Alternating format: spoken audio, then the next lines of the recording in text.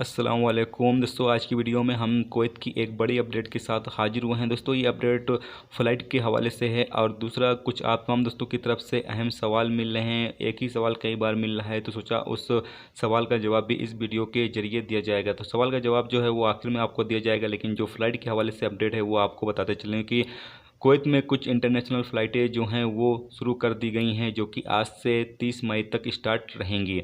तो वो कौन कौन से मुल्क हैं, आपको सबसे पहले उन मुल्कों का नाम बताने से पहले आपको पता चलें कि इंडिया इसमें शामिल नहीं है, पाकिस्तान नहीं है, बांग्लादेश नहीं है, श्रीलंका नहीं है और नेपाल नहीं है। इन तमाम मुल्कों को अभी फ़िलहाल शामिल नहीं किया गया है।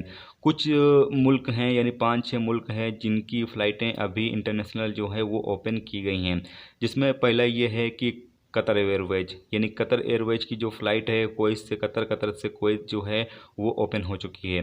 दूसरा जो है वो टोरंटो एक शहर है जहाँ की जो इंटरनेशनल फ़्लाइटें हैं वो ओपन कर दी गई हैं। टोरंटो का जो टिकट है वो 540 कुवैती दिनार का होगा, जबकि न्यूयॉर्क की जो फ़्लाइट है वो भी ओपन की गई है।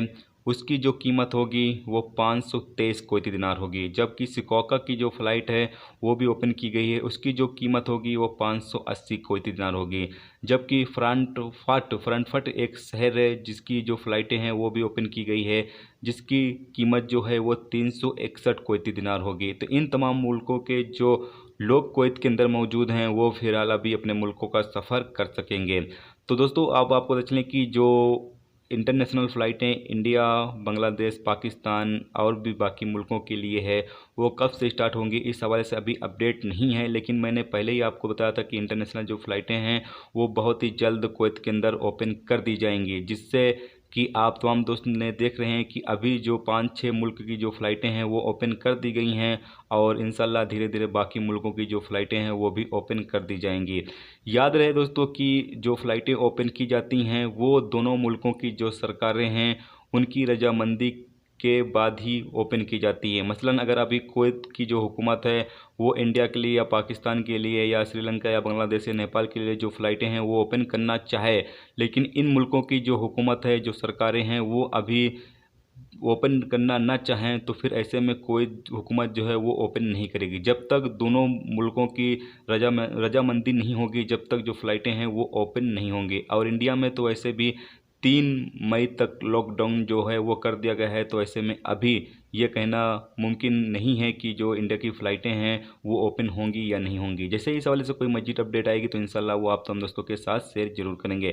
लेकिन जो इलीगल लोगों की जो फ़्लाइटें हैं वो जाएंगी, बाकी जो नॉर्मल लोग रहते हैं कुवैत के अंदर, जो लोग छुट्टी पे जाना चाहते हैं, फ़न एग्जिट पे जाना चाहते हैं या किसी दूसरे वीज़े पर हैं वो लोग जाना चाहते हैं, उनके लिए बात मैं कर रहा हूँ कि उनके लिए अभी फ़्लाइटें जो हैं वो ओपन नहीं की जाएंगी। बाकी इस हवाले से कोई अपडेट आएगी तो इंशाल्लाह वो आप तमाम दोस्तों के साथ शेयर ज़रूर करेंगे। अब दोस्तों बात कर लेते हैं जो आप तमाम दोस्तों की तरफ से कुछ सवाल जो ये मिलते रहते हैं कि भाई हमारा इकामा यानी हमारी रेसिडेंसी जो है वो कुछ टाइम हुआ ख़त्म हुए या 10 दिन या 15 दिन या 20 दिन या 1 महीना या 2 महीने, तो ऐसे में क्या जो इलीगल लोगों का जो छूट दिया गया है इसमें हम जा सकते हैं या नहीं जा सकते हैं। दोस्तों आपको पता चले कि अगर आपकी कंपनी या आपका कफील आपकी रेसिडेंसी 1 महीना 2 महीना हो जाता है और रिन्यू नहीं कराता है, तो इसी सूरत में आप बिल्कुल जा सकते हैं। आप जाएं, चेक करें। अगर आपका 2-3 दिन पहले भी ख़त्म होता है, अगर आप जाने के ख्वाहिशमंद हैं तो आप फरवानिया या फिर जलियांवाला बाग सेंटर में जाकर चेक करें। अगर वो आपको भेज देंगे तो ठीक है, नहीं भेजेंगे तो आप फिर से आकर अपने कफील या कंपनी के साथ काम करना क्या हर्ज है। एक बार अगर आपको जाने की इच्छा है तो आप एक बार ज़रूर जाके चेक करें। अगर आपके पास रेसिडेंसी है तो आप रेसिडेंसी लेकर ना जाएँ। मसलन कभी कभी ऐसा होता है कोई कंपनी में काम करने वाला वर्कर है और वो वहाँ से भाग गया और उसकी जो रेसिडेंसी है वो ख़त्म नहीं हुई है, उसकी रेसिडेंसी मौजूद है लेकिन वो इलीगल तरीके से काम कर रहा है, तो ऐसे में वो अपने मुल्क जाना चाहता है तो वो फिर जा सकता है, लेकिन उसकी रेसिडेंसी मौजूद है। तो ऐसे में सवाल उठता है वो जा पाएगा या नहीं जा पाएगा।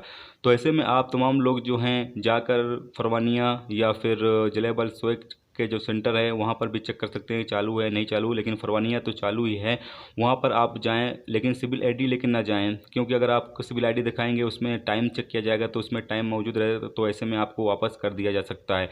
तो आप सिविल आईडी लेकर ना जाएं, बल्कि आप अपना पासपोर्ट, अगर आपके पास वैलिड पासपोर्ट है, पासपोर्ट वगैरह लेकर जाएँ, ताकि अगर आपको हो सकता है कि भेजा भी जा सकता है। तो अगर आपको भेज दिया जाएगा तो अल्हम्दुलिल्लाह, नहीं भेजा जाएगा तो आप वापस से आकर कुवैत में काम कर सकते हैं।